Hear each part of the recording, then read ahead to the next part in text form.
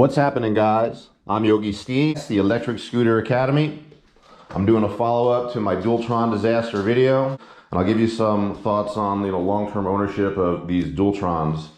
So yeah, the stem broke. You watched the first video. It had play in this direction here. I spoke to Cooper at Mini Motors USA. He gave me a video, sent me the parts that I needed, and I started to get to work on it.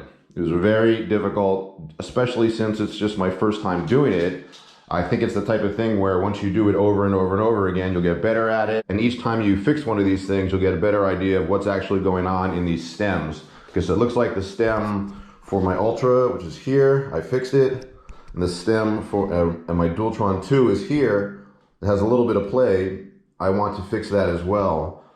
It's really called rebuilding the stem. The stem needs a rebuild. The long-term truth about owning these scooters is that if you're going to put thousands of miles on them, somewhere between 3,000 and 5,000 miles, you're going to want to look at and or rebuild your stem, which it's definitely a decent amount of work. So first I'll show you the tools.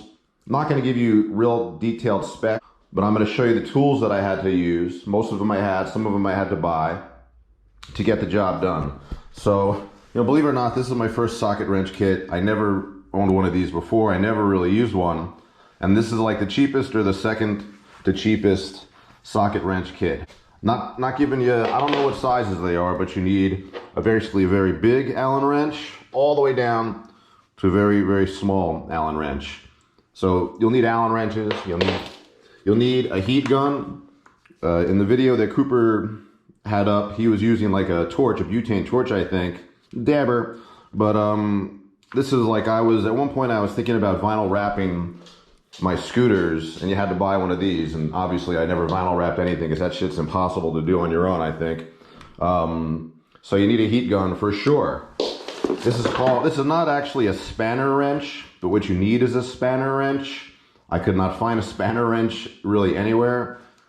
So I went to Home Depot and I found a tool that pretty much did the same thing. This is from the plumbing department. What you need is a tool that will grab around here and turn this thing with good control. So this worked really well. I mean, I don't know if this is, it didn't say spanner wrench on it. I looked through all the tools and I found this where it fits in there really good and you can really turn it as much or as little as you want. And you're also going to need some Loctite. Not necessarily this exact Loctite. I bought a couple different types before I got the right type. So you need this because you're going to put this on certain components to make it hold, I guess, extra long and extra tight. And that's why you need the heat gun, because some of the pieces are held together with a bunch of this Loctite that you got to heat it up from the outside to get it off. That's kind of the beginning of the explanation as to why this is all a huge pain in the butt. So basically, at the end of diagnosing the problem, I realized that this part right here, this is the stem, this is the front swing arm, tires go along the sides. And this is the stem, this part is stripped. And what happened is once that's stripped, then this comes loose. And then, I guess even worse, the stem bolt was probably loose.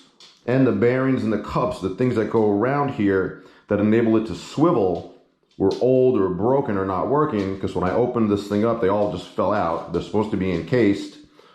Look, I don't know if I'm explaining it right, it doesn't matter. So I fixed it by myself. It was hours and hours and hours of work. And what I'm left with is a scooter that is pretty good. I'm not 100% happy with it just because it's a little loose. So it's kind of like, thinking about the whole dialogue about stem wobble in Dualtrons. I don't really call it stem wobble. It's just play, meaning that these scooters are almost never going to have a perfectly stiff stem the way they was on day one, unless you work on it yourself. So I'm going to rebuild my D2 at one point or another pretty soon, maybe in the next month or so or less or more, but soon enough. And that'll be my second time rebuilding a stem. The problem I have with my Ultra, it's barely a problem, is there's a little bit of play in the stem. Man, when I first got this thing, the stem was just super rock solid up until this moment. Remember, when this stem failed, it didn't fail with stem wobble. It failed because it was rotating out of its hinge, I guess. So now I'm left with a scooter that has like some play in the stem. Really the best way to see this is from the side.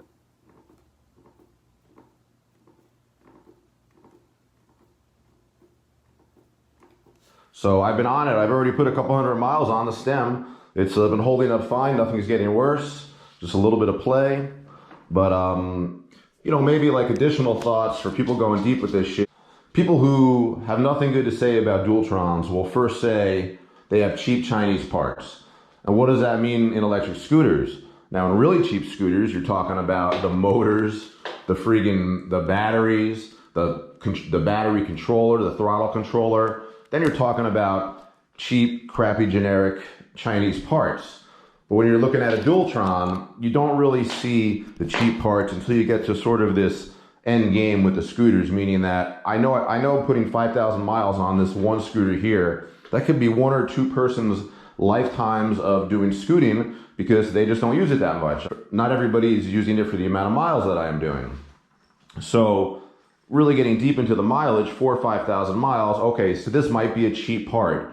Is this part cheap? Is there something wrong with this part? This is called the gear nut. The gear nut, because you can order this and similar parts from like France and Russia, where they say the parts are much better. I mean, I already have one upgrade on here that I got from Cooper, actually. I don't know where this is from, but this is like a dual collar locking mechanism. It's pretty cool. I don't want to unlock it. It's a pain in the ass to get tight. Just a little more tension at the stem, I guess. Looks pretty cool too.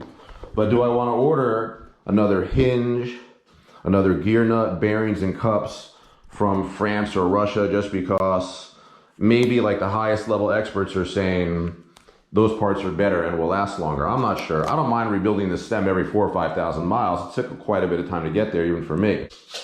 Alrighty guys, so that's most of the details I can pretty much put together on the fixing of the stem. The cliff notes are that I did it. It took a lot of time. It was definitely a pain in the ass. I'm not looking forward to doing it again, but I definitely did it. I love doing electric scooter videos, but the problem is that I might feel like I'm a little limited in it because I have kind of a set opinion on scooters now, and it's not going to sound flattering to most scooter manufacturers. So if you guys got any questions about electric scooters specifically, put them in the comments down below. I have a lot of my own thought process, and I just never want to promote myself as somebody that is saying bad things about other scooters.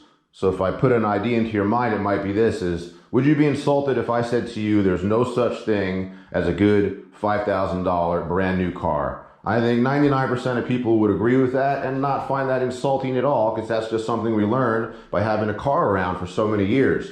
Now, if I said to you, I don't think there is a good dual motor scooter under $2,000, some people will get insulted. I don't want to insult people and where they have already put their money, maybe. That's the Electric Scooter Academy. I'm Yogi Steve. If you like the video, like it, click that button, subscribe to the channel if you have not already. And again, like I keep saying, talk to me, leave a comment down below. I'll always talk back. Thanks for your support.